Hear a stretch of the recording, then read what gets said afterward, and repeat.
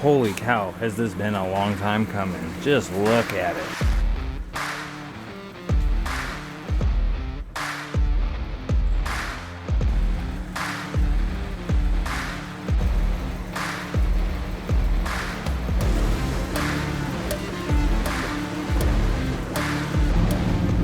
Guess we'll do a little status check here. Almost up to temp, good oil pressure, good voltage, and good vibes. And it's time to be at Badlands. So we're gonna get it as good as it needs to be and not 1 ounce better. All right, y'all, the shock towers have arrived. What we're doing for positioning is I've got the laser set up. I've got it sighted down the center of the axle, clean through, and I'm just gonna make a bunch of reference marks. Because down here, we are going to be center of tube. Up here, we're going to be wherever the hell it lands. And then I'm going to have to do some cutting. So we're just going to get a bunch of marks here. And then we have all of our baselines. I'm going to take out this first little bite here and see how close we can get this tower.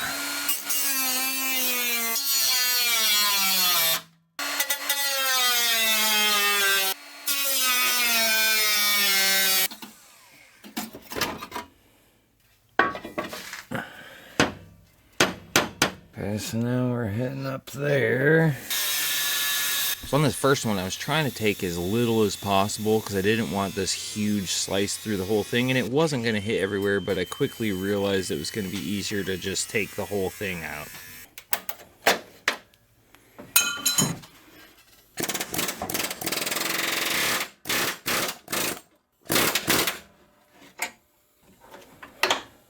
Been just chipping away at this a sliver at a time because I want to just take as little as possible. That last piece that I just got should be getting us pretty close. So I cut that out. That's mostly clearing, but I had to lose pretty much this entire brace piece. I thought I could just notch it out, but it was hitting all along all this. So that was the last thing stopping me from going back. Yeah, I don't know. Let's see. Still hitting something, and I still got a 1/4 inch to go.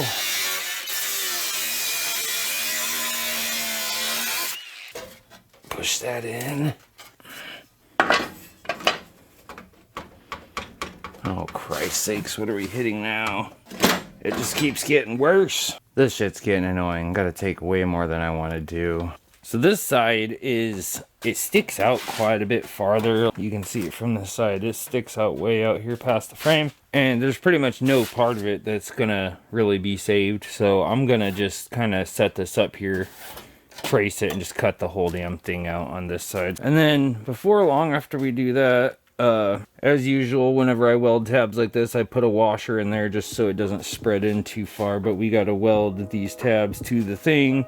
And then there's a bunch of seams on here that need welded and stuff. If you look at the frame where I'm gonna mount this, you can see it's on an angle, and rather than try to modify the tower so the tower can be straight up and down, straight above the axle, that's just not gonna work for me. I'm just gonna place the tower right on that frame and move it forward and back until it centers up with where the axle's sitting, and that's how I picked the location of it. And it actually butted perfectly up against this line on the frame where it's double plated. We've got our hole. I just kind of went for it this time. And now I've got lines drawn for where I need to clear paint. I don't know that it's necessary to weld the back side down in here. It's going to be real hard to reach. We'll get as much of it welded as we can.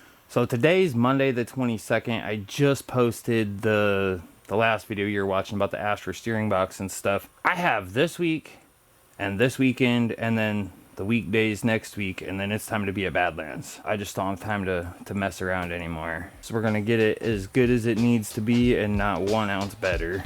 These things are the best for stripping paint. I won't be able to reach everywhere with it, but it'll be the fastest thing I've got.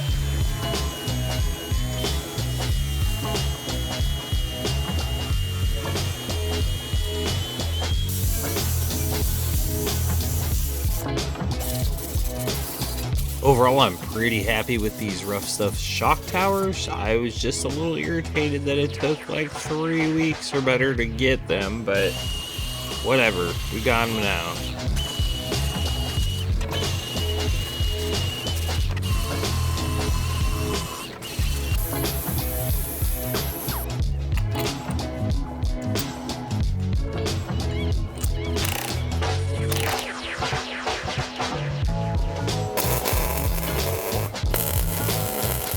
So I was able to tap this other tab in there.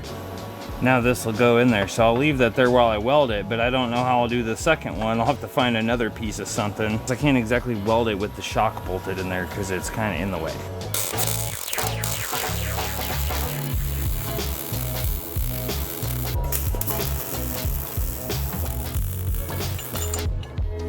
Here's a perfect example of distortion. I got that so hot on the side that my spacer just fell out.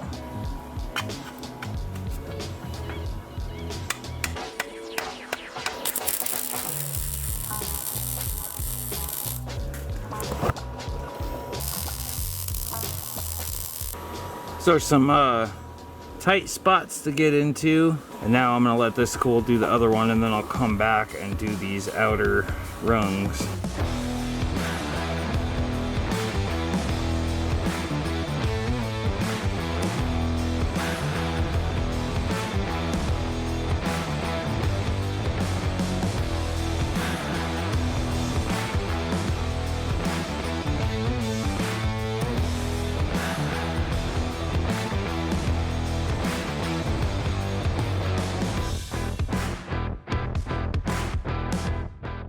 Boy God, I was just sitting here thinking about how good these welds look, but then I see one little spot I messed up right there.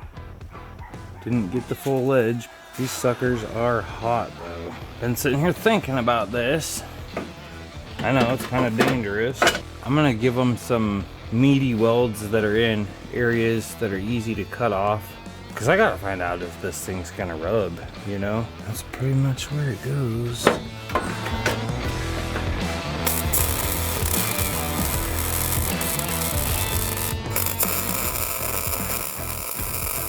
Where she's gonna live.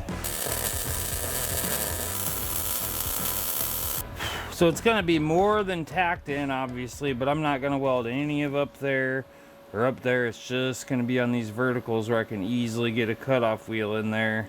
Basically one there, and then I got 3 on this side. More than enough to hold it for me to go flex this out, but super easy to cut still. So I'm gonna catch the other side up, and then we got to work on the one that goes here. I was trying to figure out how far in or out I want to mount the bottom tab on the axle, and then I remembered I've got this axle sitting here, and granted they were on the back side of the axle, I can still pull a measurement from, say, the center of the leaf over to where that was. So that looks like 6.5 inches to me. Got that bolt in. That's just where it wants to be. Boy, I got that right on the money. Now they are tilted forward, which some people are gonna think is weird, but honestly it puts it in its better stroke because of the way this axle goes. It goes like this when it goes up and down, so it's going right into it. It may look a little funky, but I like it. I think what I'm gonna do is line the front edge of this up with that mark I made instead of the bolt hole, and that'll just be a little bit cheated. We're going for it. Give me the helmet. Y'all wanna take a look? Let's take a look. You probably couldn't see what I was talking about from back there, but see, they're leaning that way. And a lot of people might think that's weird, but I don't have a suspension that goes this way. If I had a shackle reversal, it would make a lot more sense to angle them like that, but I don't. I think it looks good. God dang, this is exciting, man. This was one of the things that was holding me up. Still just ever so slightly angled out that way. And real quick, here's the other side. Pretty much looks the same. This thing, it's good enough to test drive and test flex when we get to that point. As for right now, it's midnight, it's a work night. I gotta go to bed, but I'm super stoked that that part of this is done. I thought it was gonna take longer than that. I really did. We'll be ready for a test drive soon. Maybe by the end of this video. This little guy's been hanging around a lot lately. I think he's living under my back porch, but he just got super brave here, just coming right in here with me. I cannot seem to get close to him though, but I was thinking about giving him some food. Could use me a shop cat. Alright guys, it's a new day, and right as I was heading to bed last night, I noticed a problem with this, and I must have made some sort of a miscalculation. I don't love it, but I've got a couple ways to solve it. So when I took off the old shock towers, I want to say the height was somewhere in here. I don't know exactly. But the old lower mount was way down here, so I had to come up a few inches, so I got new towers that were a few inches taller. Whatever. See, should be fine, right? Should be pretty similar. There's like 9 inches of shaft showing, and these are 12 or actually 11 and 3/4 inch strokes. So I mean, this thing's sitting on its own weight. It's off of those jack stands. So that's telling me that I've only got like 2.5 inches of down travel, and that's not gonna work. So these must have been taller than I expected. I am not gonna take these out and try to shorten them. It's just too much hassle. That may be where I got into this mess, because my old Moto-Built towers, I may have shortened them. I don't remember. I could go back and watch the old video or something, but I kind of compared these to the Moto-Built specs on their website, and I'm like, oh, these are like 2 inches longer, but if I shortened them, then maybe they're like 4 inches longer. I really don't know. All I know is I can't be having only like 2 inches of droop. So we gotta fix it. Alright, so we're back on the stands. Axle is drooped. We are about 2.5 to 3 inches farther drooped than what these will reach. So I can either just take some square tube and build some stands, or I can pull a measurement on this and see how close it matches those 14-inch Bilsteins. I didn't want to spend the money, but it says they can be here in 2 days, so if I have to, I will. These are the old shocks off the YJ. When I first put the build together on the bigger axles, this is just some Ranchos that I threw in there because they fit. These right here are 34. And by comparison, what I need is 33. 33 is like right where this maxes out when I just put a little bit of weight on that. So these would be better than buying those other ones as far as just being the right length. Long story short, my temporary solution's right here. So that's pretty much what I got. I got them pretty much lined up, so you can see the difference in the bodies and in the links. And the sad part is the perfect one would be right in between these two. Alright, so I ended up choosing the longer of the two, and I got them installed. It's just going to work for now. I'm going to figure out a way to make the Bilsteins work or get some different ones, but I'm going to move on to some stuff that's less than photo and camera-genic, so I'll bring you back later and show you. Alright, real quick update. I'll show you a couple things I've done, and then I'm going to do some more. For one, in the last video, I did not make mention, but I did end up making a new drag link. This is out of that tie rod that I had to scrap because I messed the end up. It was longer, and the one I had here was too short after doing all the other stuff I did. So there it is right there. It was coming up too short, so new one installed. Then I came back here, got rid of that lock washer, and I ground that bolt head down real thin. I have not steered it yet to test it, but if that doesn't clear, we got problems, because that barely sticks out farther than the ram itself. So probably the next thing I'm going to do is I got to re-secure these brake lines, find a new spot and drill and tap a hole probably, or maybe I'll just weld it on there, I don't know. And then I'll go ahead and transfer that brake line to here. But I got to figure out routing, because I've never had to deal with a tie rod back here before. I do have to run an axle vent down to the axle, and then I need to run an air line down there for the locker. If I run out of time, I'm just going to tee it in with my rear locker, and the one switch will turn them on both. If I need one, I need the other pretty much. And then if I get time, I probably think I should get this winch wired up so that I can get all this stuff put away. And then I have to get down in here and find a new place to mount this and the magnetic filter, because I lost both of the mounts when I cut this hole out for the tower. So there's still a bunch of piddly stuff to do.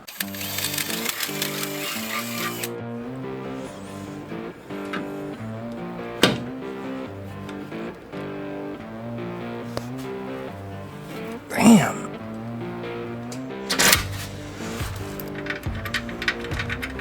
So I stole the JK I bought some stainless brake lines for, and I didn't end up needing these, so I've got them from the kit and I'm gonna use them here because they're better than the homemade ones that I had. Crappy part is I have to break the stainless line off of the hard line in order to get it through here, or I guess I could cut a slot too. Maybe I'll cut a slot. I'm gonna cut a slot.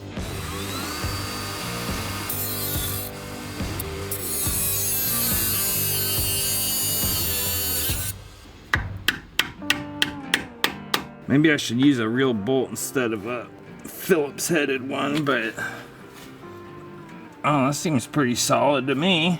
Kind of rerouted this, pulled some of this slack back there, kind of straightened it, and it's gonna go right there.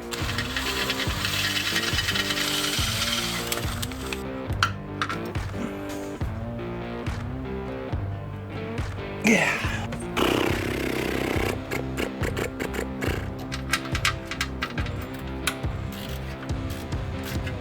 Let's get that in there. Oh yeah, bud. She's in there. She's mint. Seems like as good a time as any to get this line switched over.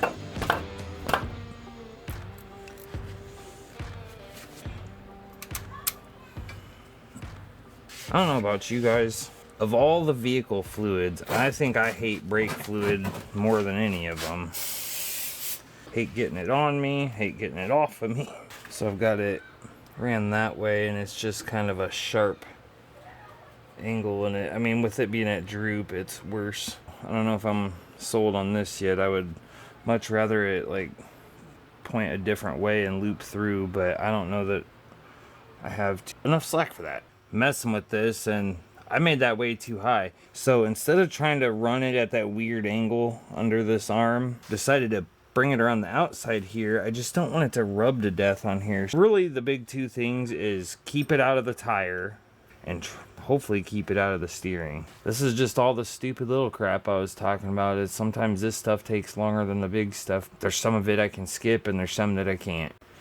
Alright, here's some ingenuity at its finest. I took one of these bigger P-clamps and I wrapped it around the stud and I squeezed it tight, and it's a tight fit, and this rubber kind of helps it stay put. So then I swung the tab over and put a smaller one on here, and then I stuck this bolt through the 4 of them, and that sucker is on there, dude. It ain't going nowhere.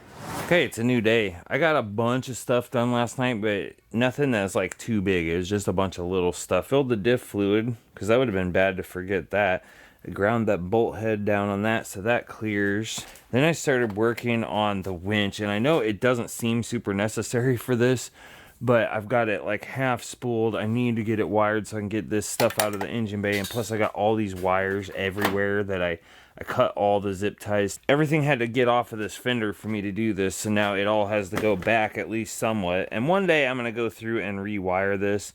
This is 10 years ago, Dan, and it doesn't meet today's Dan standards at all, but I actually drilled a couple holes in this and got this solenoid mounted. The relocation kit for this Apex winch, it's cool that they give it to you, but they want you to mount that whole big ass thing in here, and I just cut it apart and mounted this. And for now I've got this wire and one other one to an in-dash winch switch. I'll just hook that up, and I'll leave out all of this crap for now until I find a way to house it a little better. That's for the wireless remote, and then for the wired remote and the switch, but it doesn't have to be in there for the rest of it to work, so I'll do that later. I had to mount this here, if you're wondering why I mounted it here and not just like up here, because these 3 cables they gave me, that was as far as they would reach. So I mean, it's definitely a clean look, and I either got to rip this out of here, this light, or find a way to redo these brackets to fit on these bolts.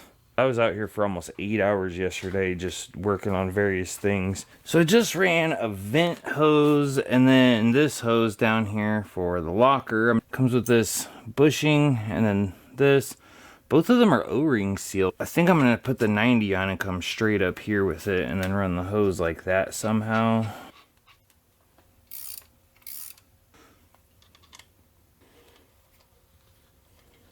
I don't know if I'm going to have time or not to do the solenoid, but I at least got to get the airline ran. We're just going to jam her in there and find somewhere to zip tie it for now. If I don't love it, I can make it better later. Pretty simple, really. Just wrapped that in that hose. I've got 2 lines here.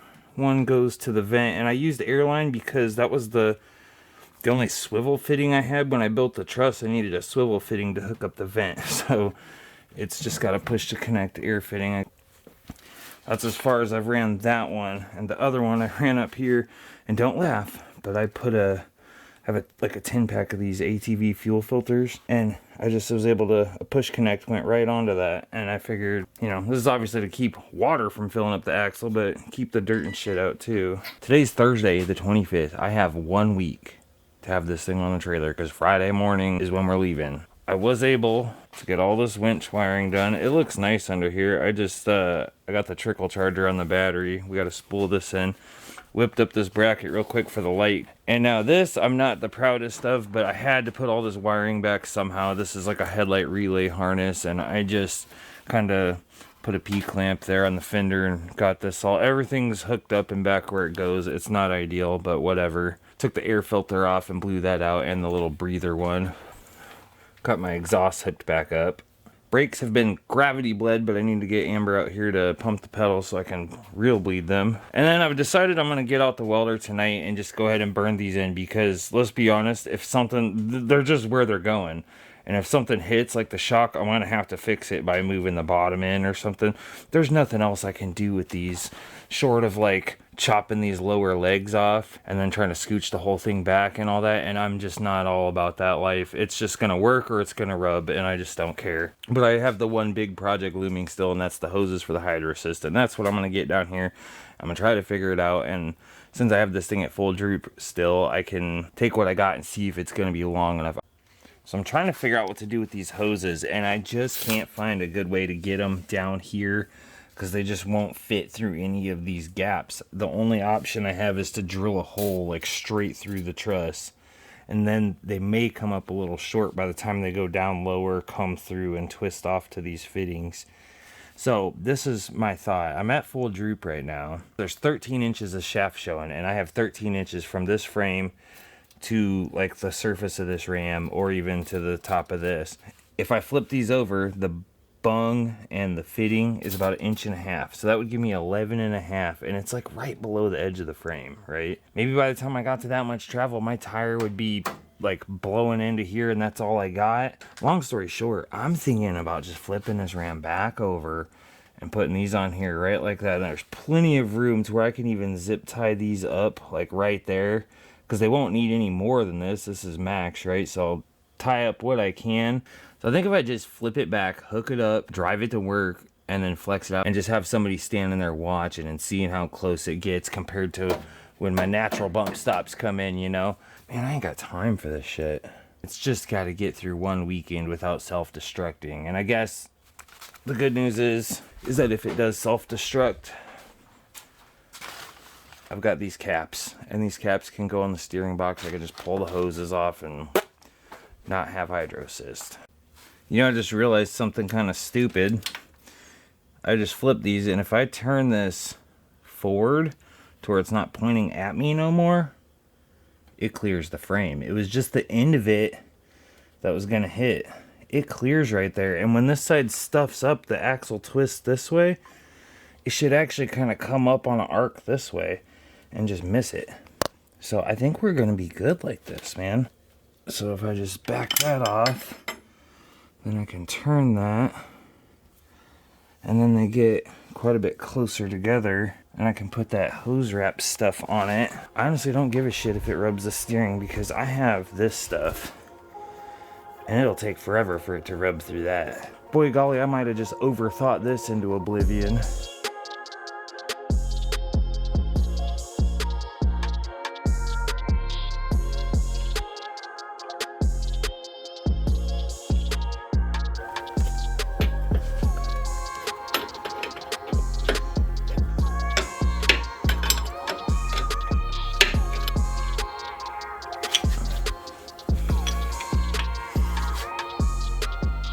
Kind of makes me wish that I never overthought this whole thing in the first place, because I bet you this is going to work.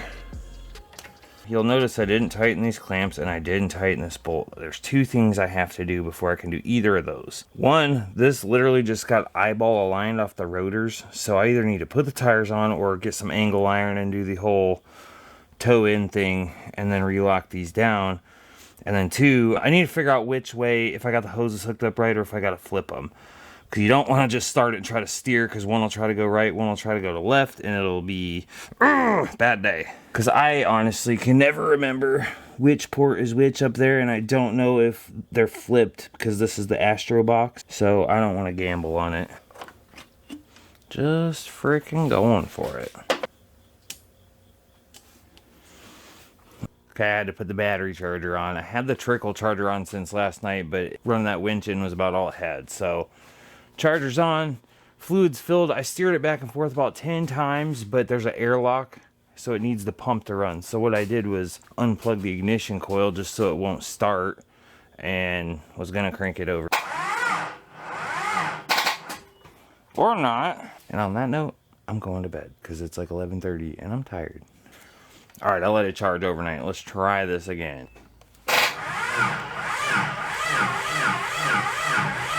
Well, it would appear my Optima has died. But never fear, I have a repair charger, and usually it breathes some new life back into some batteries. So I'm going to try that now, I guess.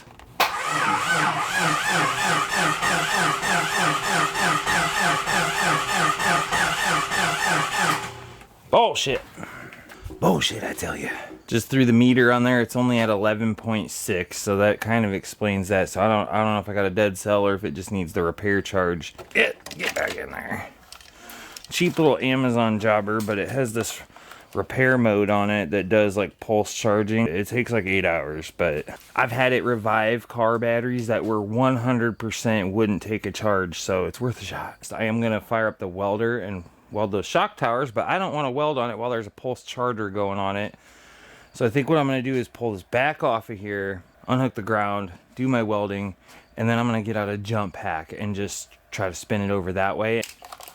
You know what I should do is clean up this freaking bench so I got some room to work. Should clean up this whole freaking shop is what I should do. Good lord. If Shrek showed up here, even he would think this place is a freaking pigsty.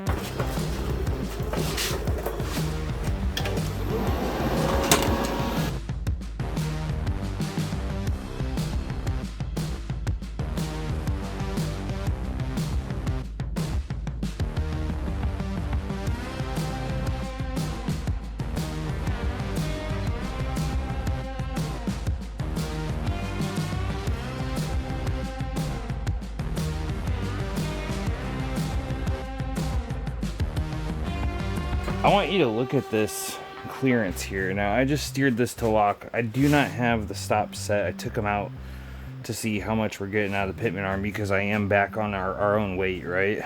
And I just want you to look at this clearance on this tie rod and that bolt that I shaved down.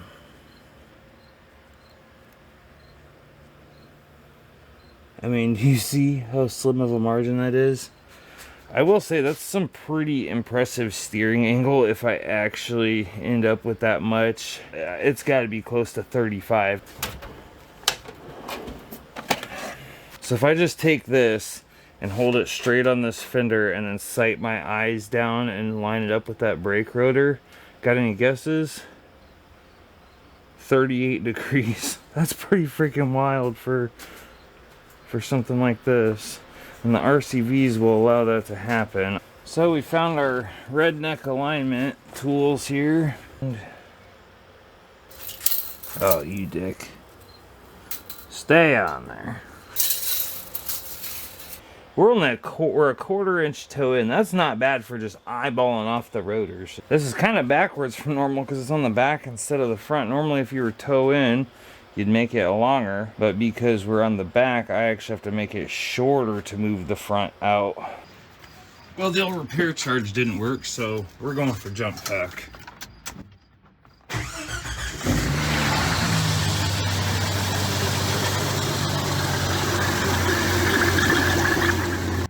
Sitting here just trying to make everything clear. I just ground the rest of that U-bolt off so that this bolt head will clear it. And I readjusted this clamp and everything after the alignment. But now I'm realizing the ram is hitting the corner of the truss right here. So I'm gonna get the paint marker out, mark where I think it needs cleared, and then I'm gonna have to, I'm probably gonna have to disassemble something to get a grinder in there. It's hitting that corner right there. And I don't want it to dent my ram. All right, here we go. Bunch of grinding. and now that ram clears, and then I twisted the clamp up a little bit, and now the head of the bolt clears that. It is really nice to hear this thing running again. It's been a long time. We went to Badlands last October, and it's been parked, so we'll just call it since Halloween of last year. Swear my luck is shit. I've got Amber out here helping me do some steering stuff to check it out, and this thing just started dumping fuel everywhere. Everything I try to do just blows up in my face. I just tried to bleed the brakes, out of brake fluid. Tried to get the alignment done, and I realized I had to move the pitman arm, and now I had to end up switching back to the old steering. It just never ends, man. Got my little homeboy out here eating. He's been coming out here every night hanging out with me. I can't quite get him to let me pet him yet, but he's chowing away. And just case in point on how I keep saying one thing after another, just rolled this tire over here to throw it on. Don't know how long that's been there, but it's got air in it. It hasn't been touched for a year. Looked like it went straight sideways into that lug like that, so I think I got lucky. Pushed on that Schrader valve with a screwdriver a couple times and started back up, and it wasn't squirting no more. But for safety, I went and found this off the spare engine in the driveway. I don't know where mine ever went. Kind of looks like there's a little O-ring in there. Last thing I need is to be out wheeling and have this thing just start dumping gas, because it was dumping. And then in other news, it's the next day, by the way. I did a lot yesterday, including I got the tires on, started to bleed the brakes, and went to grab brake fluid to top it off, and I don't have any. So I actually have to make a run to the store. One of the things I knew to do is get this line up in here and do the locker, and this is my air system, is this little air tank under the seat. And that ARB solenoid is for the rear aux locker. I don't know why, but they sent me ARB with the one, and then when I ordered the front one, they sent me MAC valve. And I took this little plug out of the end, because you can daisy chain these, and started putting this here. So I've got two other options. One, I can get an air T fitting and just tee off of this, and the one switch will turn them both on. And two, this is what I completely forgot about. The locker also came with this junk, a very simple manual air switch. So I could just thread this in right there and just reach down and boop, boop, until I have more time to do the wiring up right. And this is looking like the most appealing option to me. All right, there it is. Got that ran over here, and I used this. I couldn't find a grommet, but I've got this whole box here of these different sizes. They're like electrical pass-through glands. I bought them when I was doing stuff on the camp trailer for the wiring, and the 1/4-inch airline fits perfectly through this side. So there it is. All I got to do is just be careful to not break this off until I got time to come back and wire the MAC valve in. All right, so after I get the brake fluid, we'll bleed these brakes. We'll get this thing out of here soon. But one problem that I keep having is that I thought this might be a problem, and it's turning out to be one. I just kind of half-ass zip tied this cooler up here, but because it's higher than the level of the reservoir, I think what's happening is when I shut it off, it's draining back and then throwing off my fill level for one. But then I'm steering this with the engine off, and this thing just starts burping and puking fluid out of here. I think it's because this is draining back, and then it's getting air in the system, and then when I steer, it starts pushing that air in, and it bubbles the fluid up and spits it out. And so I'm just gonna probably take the time to drill a hole through this tower to mount one of these holes down here and try to line that one up with where it was on that. There's a bolt that holds the washer bottle on. See if I can make something work. I know there's a bunch of stuff that I skipped recording, and there's some stuff I skipped explaining, so if you do have any questions, just put it down in the comments, but I just ran out of time. Holy cow, has this been a long time coming. Just look at it.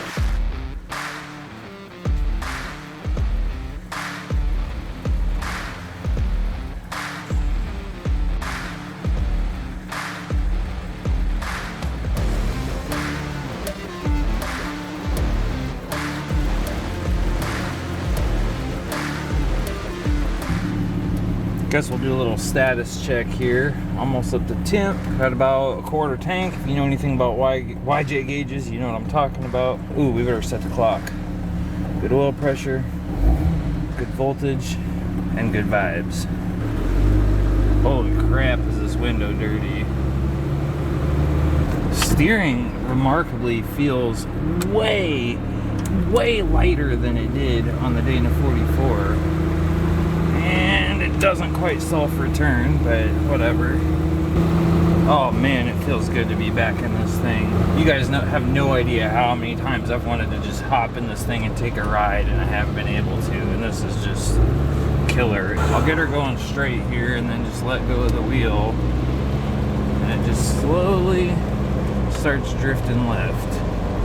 I don't know exactly what's going on with that, if it's an alignment thing or what. So I will say the brakes are feeling a little on the soft side, so I'll probably bleed those again, make sure the hoses aren't leaking or anything. And it's pulling left a little bit. I don't know, the steering feels really responsive and like easy, but it doesn't feel, something's just a little off. But man, just look at her. There you go.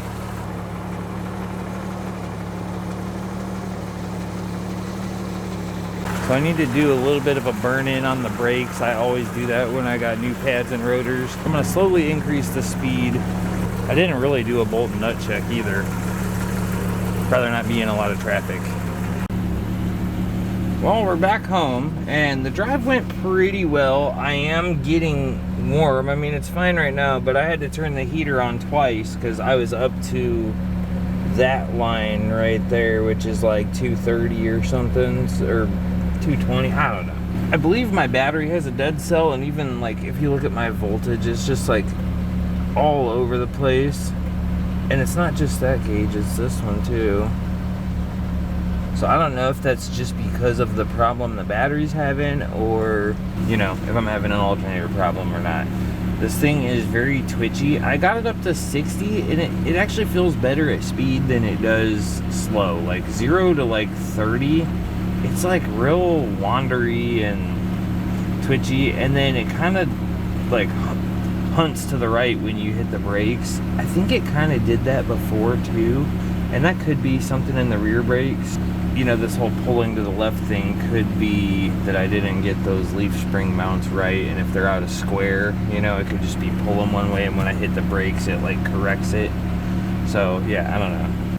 So I'm gonna pop that drag link and get the steering wheel centered because it's off quite a ways, and then I might set up the toe again, but I might just do it with the tires on, which is how I always used to do it, and just recheck it with the tires on.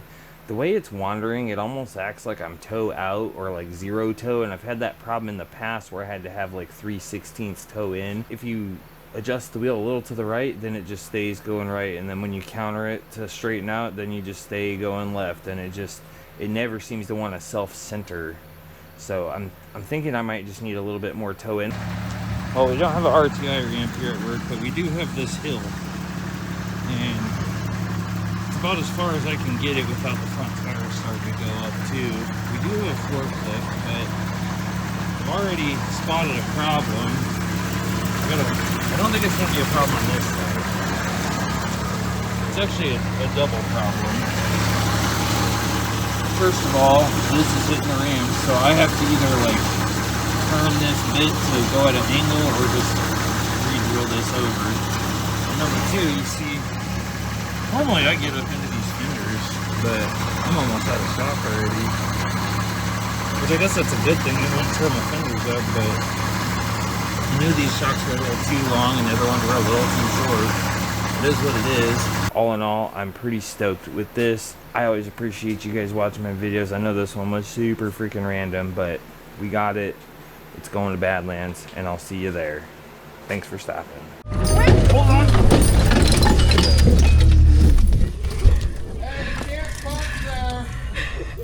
You're okay, Libby.